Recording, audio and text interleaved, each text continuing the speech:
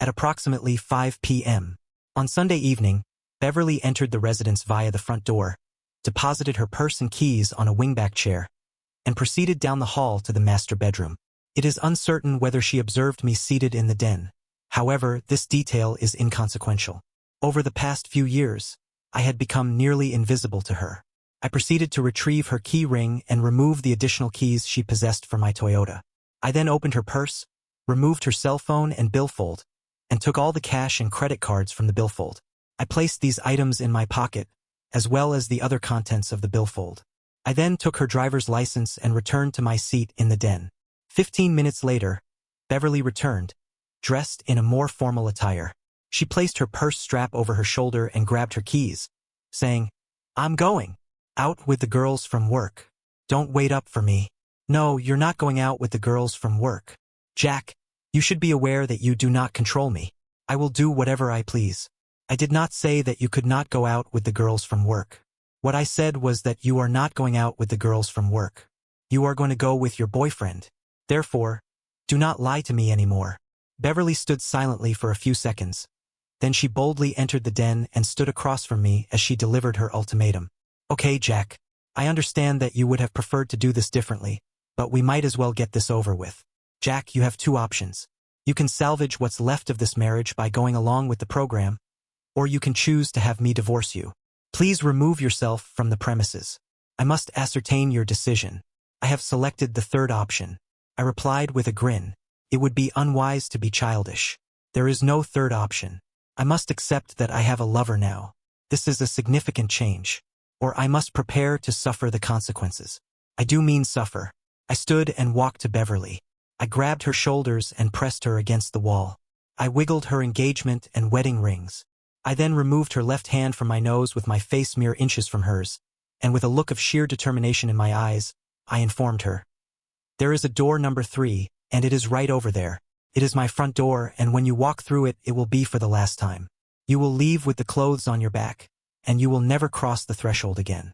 You will lose your husband, your daughter, your house, your money, your car, and your job. Eventually, you will reside in a fantasy world." Jack mumbled nervously. "My lawyer will tear you to pieces. I'm having the divorce papers served to you at work tomorrow. If you harm me, you will suffer that much more." I pulled her shoulders away from the wall and marched her to the front door. She was stumbling in her high heels and yelling. In a state of disarray, Bev was barely able to maintain her equilibrium as I forcibly removed her from the premises. Her composure, which had been a hallmark of our marriage, had dissipated. I had never resorted to physical violence against her, and she was initially at a loss for how to respond. As she stood in the front yard, attempting to regain her footing, I proceeded to close the door and engage the new locks. Bev was driving away at this point. I made the first of 2 calls, dialing my 19-one-year dear daughter at college. "This is your father. I am contacting you because I believe it is time for us to have a conversation. I have been waiting for this moment for a long time. I want you to know that I have recorded our last conversation, along with hours and hours of previous arguments. I have made these recordings available to you. I encourage you to listen to them. They will help you understand the truth. Your mother has been unfaithful to me. I do not know the full extent of her infidelity. The number of occasions on which she has been unfaithful to me is unclear, but on this occasion she has found a man with whom she is willing to abandon our family. As I will explain in due course, this man is probably a dangerous individual, so it is important that you exercise caution in your dealings with your mother." I then asked Patty if she would be willing to return home on the weekend so that we could discuss the matter further and listen to the recordings if she so wished. Patty agreed to drive home on Friday afternoon. My next call was to Martha, our neighbor at the end of the block. Martha was a war widow in her mid. "Dear Martha, this is Jack. If you are still interested, I would like to proceed with the offer. Please let me know when you will be available. I prefer not to discuss lengthy accounts of troubled marriages, so I will keep this relatively brief. I met and married my wife, Dev, in our early 20s. We had 1 daughter, Patty. Our marriage was initially stable, but over time, Dev's behavior began to change. She exhibited behaviors that could be described as shrewish, including complaining, fault-finding, and being a taskmaster. I attempted to maintain composure and improve the situation, but it seemed that the more I tried, the worse it became. I now believe that I contributed to my own distress by attempting to placate Bev for so many years. I wish I had taken a more assertive approach, addressing her behavior and the circumstances early on. In my mid-40s, circumstances took a turn for the worse. I began to suspect that Bev was involved with someone else. After conducting some research, I discovered that she had a boyfriend, a violent ex-con with a reputation for mistreating women. Initially, it seemed that Bev was unaware of this, but her boyfriend had already been involved with at least 2 other women when she entered the picture. His name was Sylvester, and he was known for his cunning ways. I was unprepared for this revelation. However, in a way, it also made perfect sense to me. Consequently, when I knew the marriage was really over, a great sense of relief swept over me, and I began planning. I have read stories where the wronged husband takes half the money. However, I did not do that. Instead, I took every penny I could lay my hands on, including whatever cash I could find around the house. I also changed the locks. Furthermore, I had plans to aggravate Bev as much as possible in a very short amount of time. You see, my marriage had taught me a great deal about how she reacts. Consequently, I planned accordingly. To exploit her temper, she was a dangerous woman in many ways. However, this time she would be a danger to herself as well. My planning actually began long before I discovered her lover. The end came after a couple of years. I had been recording us whenever we had an argument. She believed the device I always had with me was a simple M3 player. In fact, I was creating a library of her antics for documentation purposes. I was aware that no one would believe my stories unless I had proof. This was because she only abused me. In that way, when we were alone around other people, including our daughter, she was agreeable. I wanted to be able to expose her to everyone, including all friends and family, on the Monday after our Sunday confrontation. I arranged for a party in the company break room. A large banner reading "Happy Divorce" was suspended overhead. I had cake and ice cream ready and awaited the arrival of the process server. Fortunately, it was a plump young woman who was responsible for the unpleasant task. Many photographs were taken as my colleague following the service of divorce papers. I was photographed accepting them and kissing the server on the cheek. She was wearing a party hat at the time. Another photograph showed me putting a forkful of cake into her mouth, with both of us smiling. Once the party was over, I emailed the photographs to Bev, along with images from the party.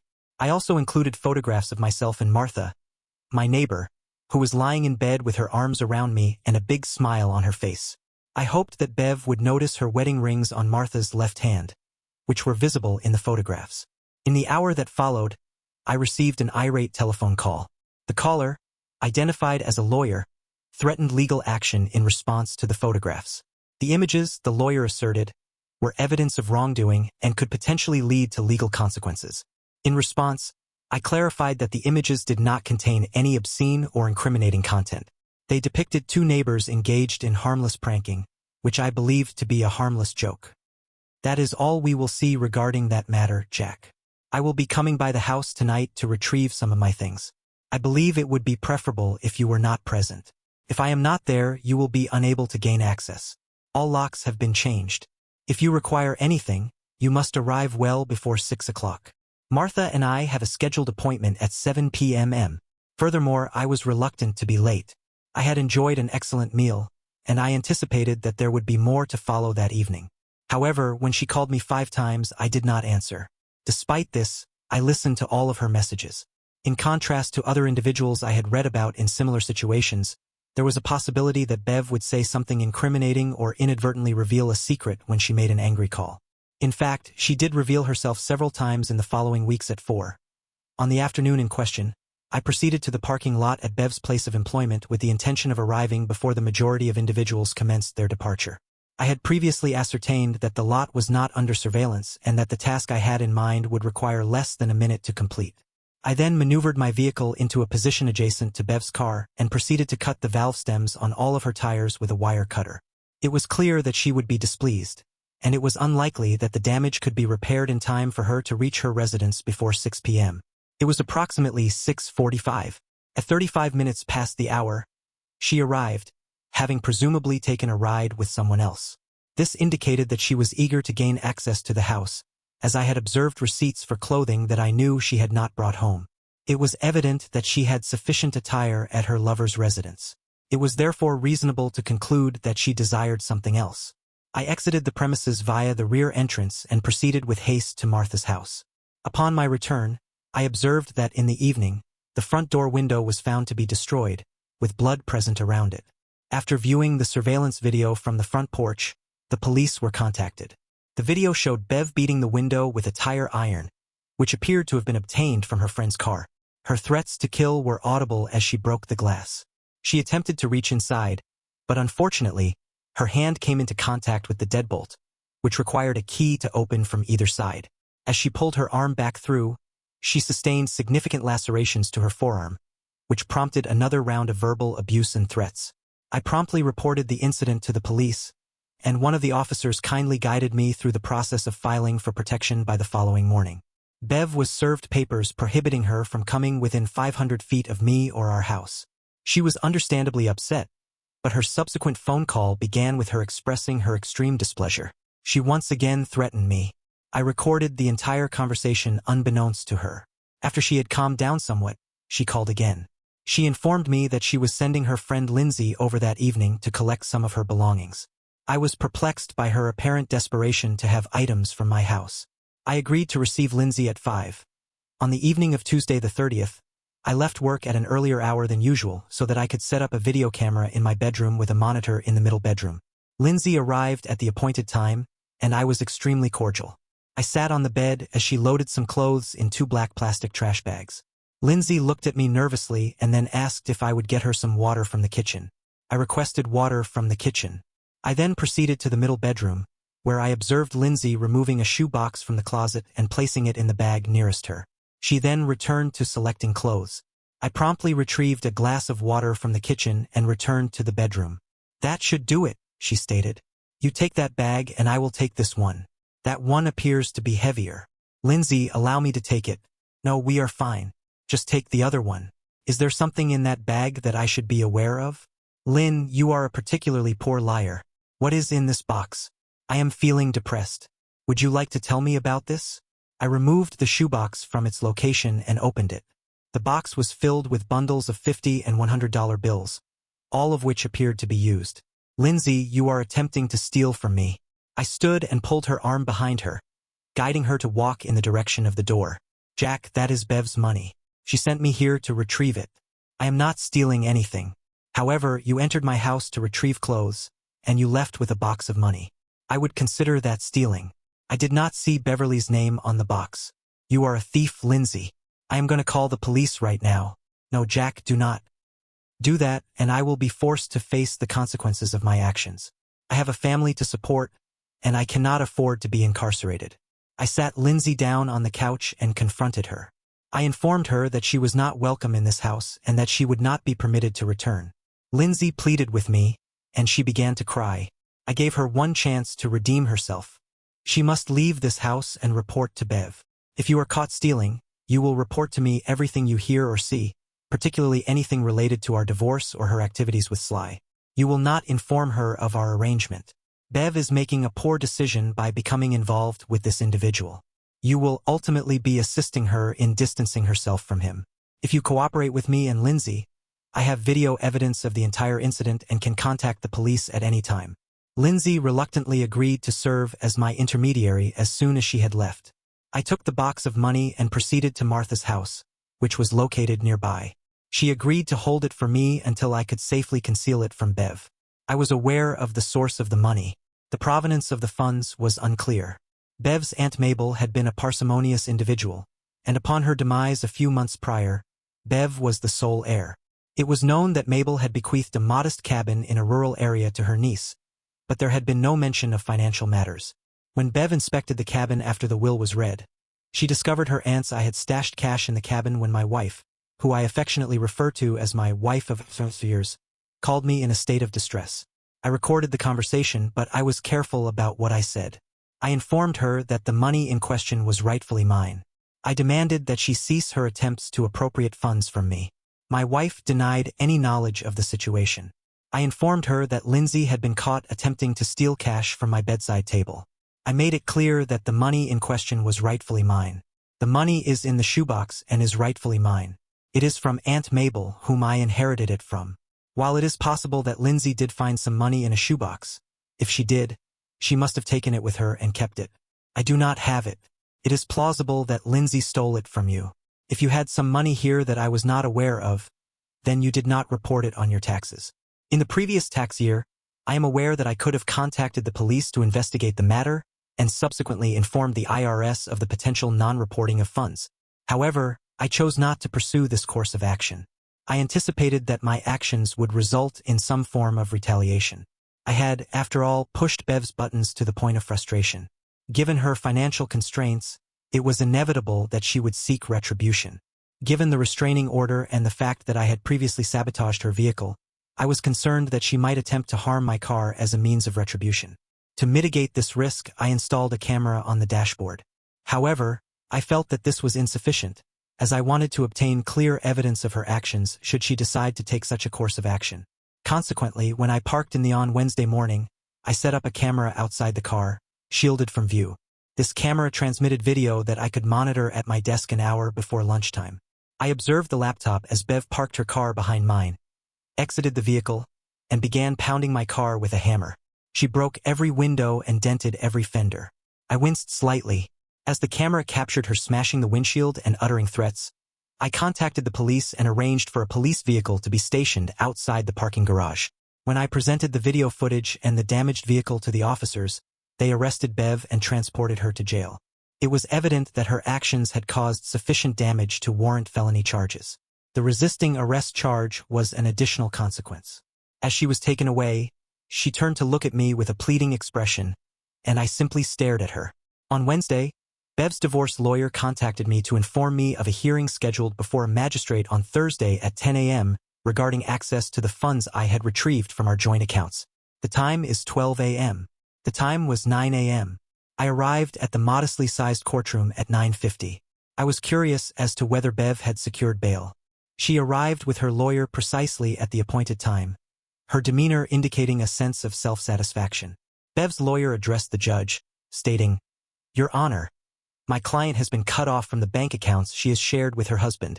He unlawfully removed all the money after she filed for divorce. We are requesting that the court mandate a 50-50 split at this time." Mr. Reynolds, do you have anything to add? Yes, Your Honor, I do. The adulterous wife has been siphoning funds from our joint accounts for months. The money I removed was reasonable compensation for my role in supporting the household. She abandoned our marriage and moved in with the man she is cheating on me with. Bev stood up and denied these allegations. However, the evidence shows that he took all the money out of our savings and checking. He did not leave me a dime. I have no financial resources. The lawyer for the defendant then took the witness by the arm and pulled her back into her seat. A brief conference was held while the paperwork was passed to the judge. Your Honor, the bank records for the past year show that, up until a few months ago, the amounts included Bev's paychecks, highlighted in yellow. There are also periodic bonuses, highlighted in orange, shown up until approximately 6 months ago. At that point, her check stopped being deposited in the joint account. Furthermore, the account and her bonuses also disappeared. I have a recording of my chat with her personnel office, which verifies that her direct deposit was altered at that time. The total amount diverted from our joint account is in the thousands of dollars, Your Honor.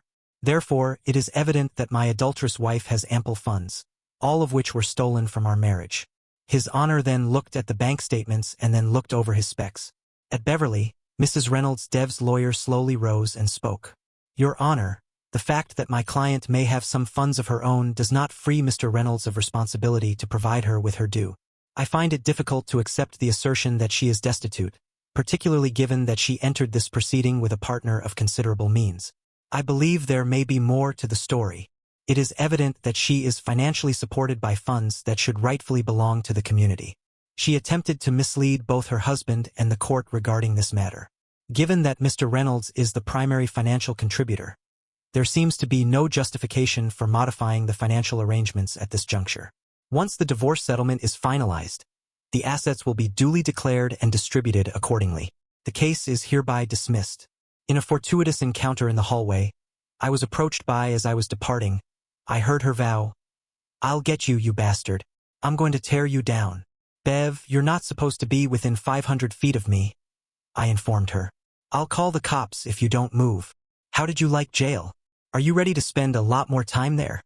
I asked, attempting to defuse the situation. "You've got a felony charge pending," I continued. I could tell she wanted to take a swing at me, but I just kept moving down the hall toward the door, and she stood there with her fist balled up and, on that particular evening, her facial expression was noticeably distorted and flushed with red. I proceeded to a local bar, not one of my customary haunts, but a venue where I had encountered an intriguing individual a month prior. The reason this individual held my attention was due to his possession of a vehicle that was, shall we say, not of the highest quality. Fortunately, Zeke was present at his customary barstool. "Hey man, I remember you. What's your name again?" It's of no consequence. The more favorable outcome would have been if she had simply run off with that individual in a suit. However, that did not occur, and now the air conditioner is out on the vehicle, and I am suffering greatly in this heat. It is unlikely that anyone will purchase the vehicle, and it is the only way I have to get around. She took all the money, and my credit is poor. Do you have your insurance paid up on it? If you do, I might be able to assist you in unloading it and obtaining something better. I am all ears. Let us suppose that you were driving down 38th Street, and a gray cat suddenly ran out in front of you.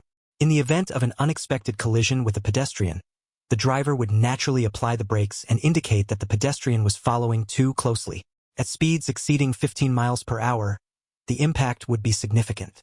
However, if the driver's head were braced against the headrest and the seatbelt were engaged, the likelihood of sustaining serious injury would be minimal.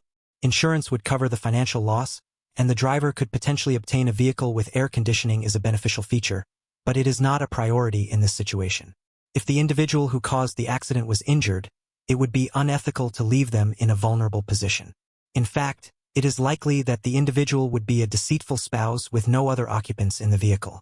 If you were to follow my instructions, what would be your response? I would be grateful for the opportunity to do so. I am opposed to deceit, and I am in need of a solution to sell this unreliable vehicle at the intersection of 38th and Ling by 5 o'clock. The time is 12 a.m. Tomorrow, direct your attention to the vehicle situated to your left. This is a blue Miata, which you should proceed to follow as it exits the parking lot and heads in your direction. The driver of this vehicle is a tailgater, so you should allow for a block's distance between you and the Miata before accelerating to a speed that will allow you to pass the vehicle. As you pass the Miata, you will see a cat crossing the road. At this point, you should brake suddenly and firmly. After the incident, you should call the police and inform them that you believe you may have sustained whiplash. I will never set foot in this bar again, and we are not acquainted. You are a heartless individual, not as callous as the air conditioning unit and your new vehicle. I left work early on Friday to meet my daughter at home.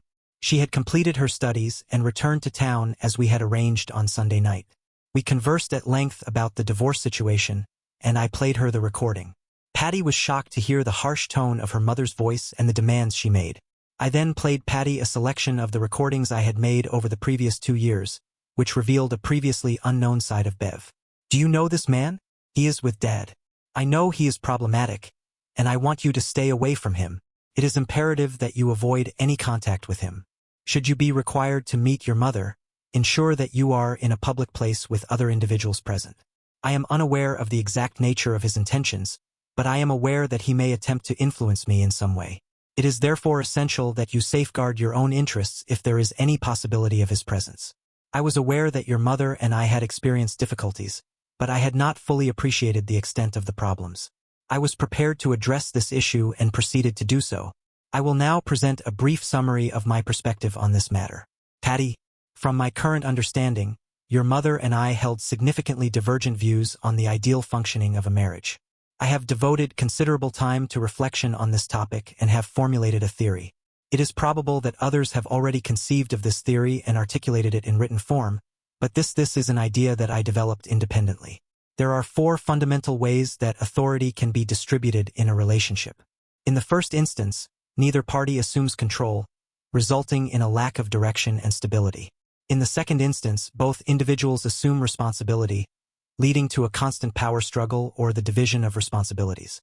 Thus, each person may have control over some aspects of the relationship, and they may even be able to share responsibility equally. This is the way I entered the relationship, expecting things to be, but it did not turn out that way. Alternatively, the man may be in charge. We tend to think of paternalistic relationships as abusive and demeaning to women in the present era. However, if the man is wholly devoted to his wife, the relationship can resemble the fairy tale of Snow White and Prince Charming. For a wife with the appropriate disposition, this can be a life of ease and comfort, free from the burden of difficult decisions and assured of her partner's unwavering support. Alternatively, the dynamic can evoke memories of one's maternal grandparents, where the wife is submissive and meek, while the husband is assertive and dominant. My mother observed her father to be domineering and occasionally cruel. She subsequently internalized this perception and anticipated a similar dynamic in our relationship. When I attempted to share decision-making authority with her, she began to perceive me as weak. This led to a cycle of disrespected seatings. The final possibility is that in the dominant relationship, it seems that your mother decided to take on the role of authority figure when I was unable to fulfill her expectations of a dominant male figure. This led to her becoming abusive toward me, as she decided what projects were going to be done and expected them to be completed to her satisfaction. I cannot recall the number of times she assigned me to a project. Furthermore, she would then proceed to dictate the precise manner in which I was to complete the task at hand. This was akin to the number of projects that were ultimately left unfinished due to my inability to tolerate the feeling of being treated as an abused employee in my own home. She would even go so far as to provide explicit instructions regarding the manner in which I was to hold my hammer or screwdriver while engaged in construction activities. Furthermore, when attempting to undertake a task such as fixing something, it was perceived as completely micromanaging and intolerable. It can be argued that when the wife is dominant, there is something that goes against human nature in most cases. It is unclear how this type of power distribution can ever be effective, particularly in terms of maintaining love and affection between a husband and wife. A wife who dominates her husband will inevitably lose respect for him. This is what occurred in our case. When I began to realize how things were going, I think that's what happened to us. By that time, Beverly did not view me as taking charge. She had me pegged as a wimp. When I refused to allow her to boss me, she just saw me as a recalcitrant.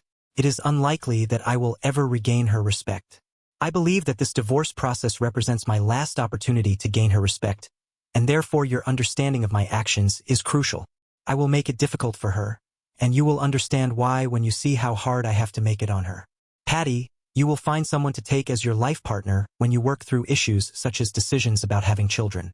It is essential to consider the following aspects: the upbringing of children, the division of labor within the family, the choice of residence, and the question of exercise. It is also vital to establish a framework of mutual respect between partners. Without this, the relationship is likely to be characterized by conflict and unhappiness. It is possible that the situation that Bev and I are currently experiencing may be a consequence of a lack of respect. Subsequently, the telephone rang. The caller identified himself as Mr. Reynolds from Memorial Hospital. He informed me that my wife had been involved in a vehicular accident and was currently stable and not seriously injured. However, she would require at least one overnight stay at the hospital. Patty and I proceeded to the hospital in my vehicle. I permitted Patty to enter the room first. She remained for only a brief period, and I requested a private conversation with Bev. She emerged from the room with a dispirited expression. I surmised that she had endured harsh words from Patty. "Gee, you look like crap, Bev," I said with a slight grin. "What a shitty week for you, huh? First, you lose your marriage, your husband, and your house. Then, you get served with a restraining order and then arrested for a felony. Then you lose out. Given the circumstances, it is evident that the divorce is progressing in a more favorable manner for me. I have even secured the attention of a highly desirable individual, who is willing to engage in sexual intercourse at any time I desire." In response, Bev inquired about the whereabouts of her former partner, Sly. "He has not yet visited. There is no cause for concern. He is likely with another woman at this time." She paled. "It is likely that you were unaware of the other women when you began this situation. It seems that you are now aware of them. It is unclear how long it will be before he requests that you engage in sexual activity with one of them. I had not considered you to be a it is likely that the ability to lie proficiently will prove advantageous in the context of incarceration. I do not anticipate spending time in jail. My legal counsel will successfully challenge the baseless accusations against me. When I consulted with the district attorney, he indicated that he intended to pursue the most severe penalties against you. He has indisputable evidence, and in the context of an imminent election, the current administration is eager to present itself as a tough stance on crime. It is likely that they will pursue the most severe penalties available." The woman in question simply sat there, staring. I then asked her about her car insurance company, to which she replied, I asked car insurance what I mean. We have the same old policy. I have removed your vehicle from the insurance policy. You were aware of this decision. You requested that only your name be listed on the title, therefore, you are responsible for ensuring that you have adequate insurance coverage. If you did not have insurance coverage this week, you will have to pay for any resulting damages, including towing charges and 3 years of payments. Furthermore, the financial burden of maintaining 2 vehicles may prove to be unsustainable, particularly if one is rendered inoperable. It is also possible that the individual in question may no longer require a vehicle, given the potential loss of employment resulting from a felony conviction. Additionally, the individual who was struck may have medical expenses. Furthermore, the insurance company will pursue compensation for damages. It is, however, reassuring that you have healthcare coverage. I must reiterate that I have canceled your insurance policy, which you did not update. Consequently, you may face significant medical expenses, including an ambulance ride, an emergency room visit, and x-rays. The medical expenses incurred by your recent illness, including the cost of a hospital stay and subsequent rehabilitation, are likely to be considerable. I am reminded of the time you fell ill a couple of years ago. I took a week of vacation time to care for you, providing you with support and assistance during your recovery. When you were unable to reach the bathroom, I contacted the doctor and visited the pharmacy to obtain medication. Once you had recovered within a week, you resumed your criticism and labeling me as childish. It is unclear how Sly will respond to your illness in the future. I will contact Sly to discuss this further. Through his other have a nice life. Beverly was in a state of distress as I departed. I was indifferent to her situation. After that, events proceeded without significant developments for a period of time. I periodically consulted with Lindsay, who was concerned about the influence Sly had over Beverly. Over time, Lindsay gradually distanced herself from her. Then, one evening as I returned home as I proceeded towards my front door, I was suddenly tackled on the lawn. Despite my cautionary measures, I had not anticipated this attack. The assailant, who was wearing a ski mask, knocked the wind out of me and twisted my arm behind my back. He then yelled in my ear that I had to give him the shoebox of money and inform the district attorney of the whereabouts of the aforementioned item. I was compelled to comply with the perpetrator's demand to drop the charges. It was evident that the assailant was Sly, and I was in a disadvantaged position to defend myself. However, I retained possession of my vehicle's keychain, which I used to activate the vehicle's alarm. This prompted an irate Sly to strike me on the back of my head. He then proceeded to flee the scene at a rapid pace, prompting the illumination of numerous front porch lights in the neighborhood. As people began to emerge from their residences, I instructed them to contact the police. In a few minutes, a police officer arrived on the scene. I was not injured to the extent that I required emergency medical assistance, and Sly had already fled. None of my neighbors could identify him, so he evaded apprehension for the assault. The following day, I received a call from my daughter, who was shocked by the incident. I would like to inform you that I also had an altercation with Sly. My mother contacted me to discuss the matter, and I agreed to meet with her elsewhere. However, upon my arrival, she requested that I sit on her couch. Sly then emerged and initiated a conversation. He stated that, due to my mother's inability to perform sexually given her injuries, I was to assume the role of her sexual partner. He then suggested that I was to be held accountable for her inability to perform sexually, and that I was to be considered compensation for this. I looked at her, but she simply looked at the floor and did not respond. Sly then instructed me to tell her to perform the act. Mom then looked up at me and said, "Please, baby, go along with him. It won't be so bad, and I really need you to do this for me." He then approached me and grabbed my wrist in order to force me to comply. "Get up," he said. "We are going to the bedroom." My right hand was on the pepper spray in my purse, and as he pulled me up, I hit him with it in the face. He screamed and grabbed his face, and I got my purse and tried to pull my mother out the door, but she pulled away and went to him. I yelled at her to come on, but she was helping him into the bathroom. I subsequently departed, incredulous that my own mother would attempt to prostitute me to that degenerate. I am unsure whether I could ever forgive her for that. I was enraged, as any father would be. I considered retrieving the Beretta cheetah from the bedroom, but my daughter calmed me down after a while, assuring me that she was unharmed and encouraging me to consider in the future. I requested that Patty remain at school until the conclusion of the trial and ensure she always had protection with her. She asserted that she would only leave the premises with other students and never be alone, which helped me regain my composure. Sly had advised me to speak with the district attorney, but he did not anticipate that I would initiate the conversation. Had I played the recording of my daughter and her account of Sly's actions, I would have informed the district attorney that Sly had attacked me. I would have then asked whether I should consider reducing the charges against Bev or perhaps dropping them entirely. I would have responded with an unequivocal negative. My desire was for the district attorney to request the maximum sentence for Bev, as she was under the control of the perpetrator. I believed that the only way I could help her was to remove her from his influence. A few months in jail might prove an effective deterrent. The district attorney concurred, and the trial proceeded. I felt relatively secure at home and at work, but there were occasions when I was vulnerable, particularly when I was going to or from the parking garage. I was susceptible to attack, but I was particularly cautious on my drives to and from work. Our house is located in a suburban area, and our driveway is situated in a cul-de-sac. The residence is situated in a residential subdivision approximately 10 miles down a ranch road for a 15-mile stretch. It is the sole access point from that road. The surrounding area is comprised of a series of large ranches with locked gates, which made me acutely aware of the other traffic on that lengthy drive home. I kept the Beretta in the car with me at all times. One evening a few days prior, the trial of Bev was scheduled to commence. As I was returning home, I observed the headlights of a pickup truck behind me approximately 2 miles away. My skin began to feel prickly, and I soon had the pickup in my rearview mirror, approximately 20 feet from my back bumper, traveling at a speed of 55 miles per hour. I contacted the police via my mobile phone and the record button on my audio recording device as I increased my speed to 70 miles per hour. The pickup truck continued to follow me. I initiated a call to the operator, providing her with a detailed account of the situation. The operator was asked to contact the detective who had investigated the beating. The pickup continued to apply pressure for another 5 miles as the operator was informed of the situation. The pistol was located on the seat beside me, and I disengaged the safety mechanism. It became apparent that a bridge was imminent, situated ahead over a small creek bed with old-fashioned concrete abutments. I estimated that Sly, or the driver of the pickup truck, would attempt to force me off the road at the bridge, which was 100 yards away.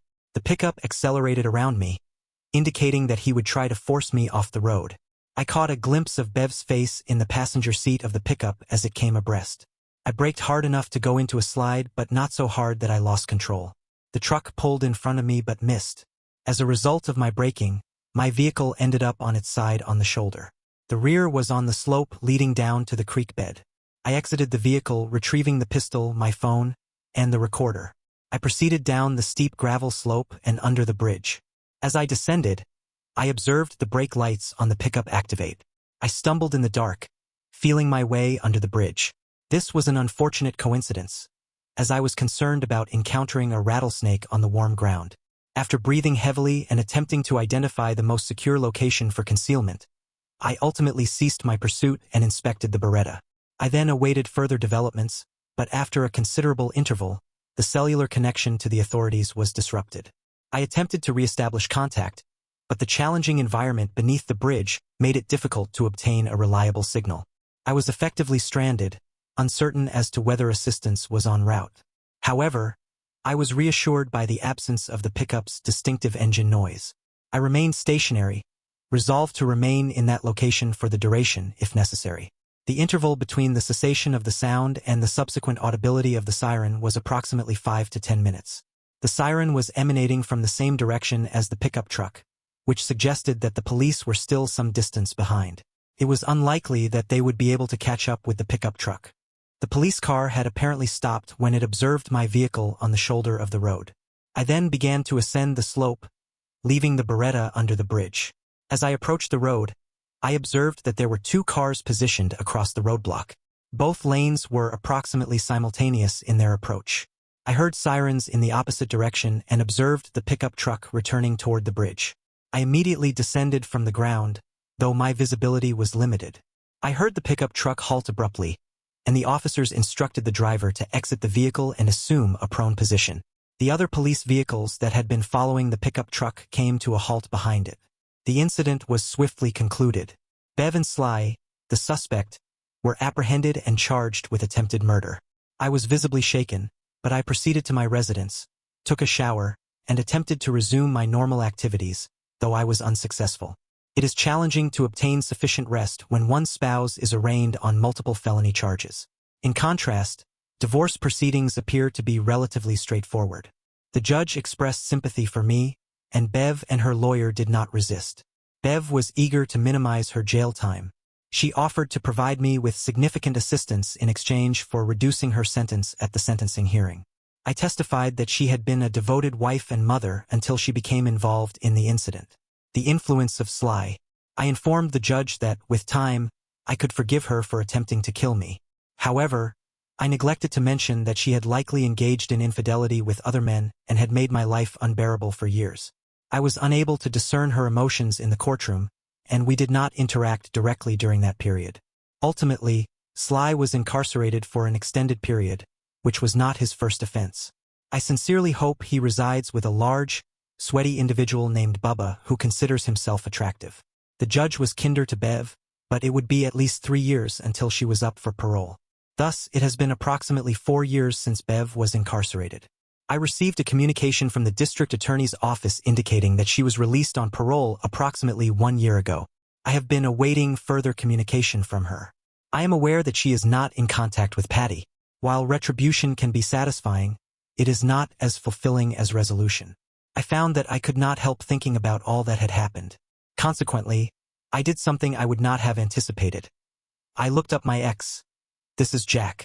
I am in possession of an item belonging to your wife, Bev. I am writing to inform you that I intend to return it. I called the halfway house where Bev currently resides for several seconds. I was unsure whether she had heard me, and there was no response. I then informed her that I had a box to return to her. I anticipated that she might terminate the call, but eventually, she spoke. We agreed to meet on Sunday at a neutral location, such as a restaurant. I also offered the alternative of her coming to my house. I will be waiting for her at 2 o'clock. The telephone connection was terminated. What is the optimal strategy for preparing for a meeting with a former romantic partner? My wife, the mother of our child, the woman who attempted to kill me, and a convicted felon. I prepared lemonade and cookies and dressed casually. I opened the door for Bev, and neither of us made any attempt to even shake hands, much less hug. We simply said hello, and I motioned her into the den. Her hair was much shorter than before, and her demeanor was stern, with minimal makeup. She appeared to be a woman of 50, and she looked it. On the coffee table were drinks, cookies, and the box of shoes. She sat opposite the couch, and I offered her refreshments, which she declined.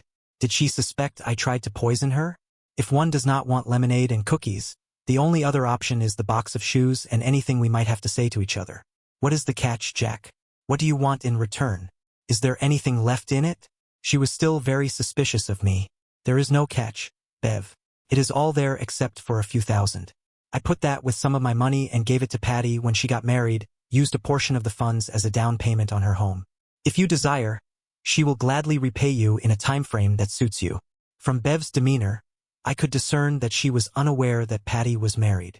Patty has been married for 2 years, and you are a grandmother. I could perceive the strain in her eyes, and I sensed that she was struggling to maintain composure. The child's name is Shannon. Beverly Evans is the name of her other grandmother. Bev's eyes were filling with tears despite the lack of recent contact. There is a potential for reestablishing a connection with Patty. If you are interested, I can facilitate this process. Beverly nodded, and tears began to flow down her cheek.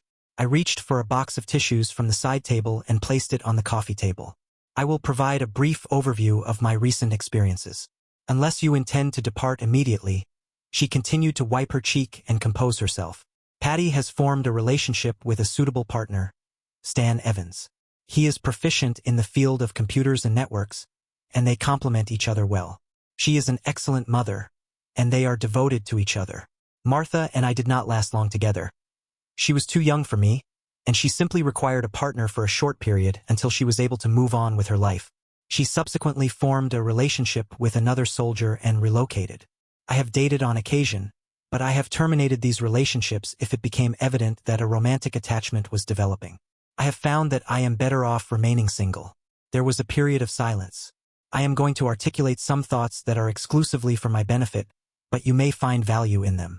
I was eager to see you incarcerated. I held negative sentiments towards you and envisioned your demise on numerous occasions. However, when you were imprisoned, My feelings underwent a transformation. I realized that I could not derive pleasure from my triumph, which I perceived as a form of victory, and thus, I ceased to harbor hatred towards you, despite your lack of request for my forgiveness. I pardoned you because I recognized that you are not entirely culpable. I failed to comprehend your perspective until it was too late, and we were unable to communicate effectively. Beverly had regained her composure and looked up from the floor. Her demeanor had shifted once more. That is the essence of the matter. It is brief and concise, unless you have something to say to me. If you are not interested in refreshments, I will not prolong this conversation. You likely have other matters to attend to. She stood and picked up the box as she headed toward the front door for the first time. Given that I had previously encouraged her to leave, her reappearance has no bearing on the situation. You are under no obligation to respond unless you wish to do so. However, during the time we were together, and particularly on the final day of your stay, it became evident that you perceived me as weak. Do you still regard me as weak, Beverly? She paused, then said, I hate you. You are cruel, and you destroyed my life.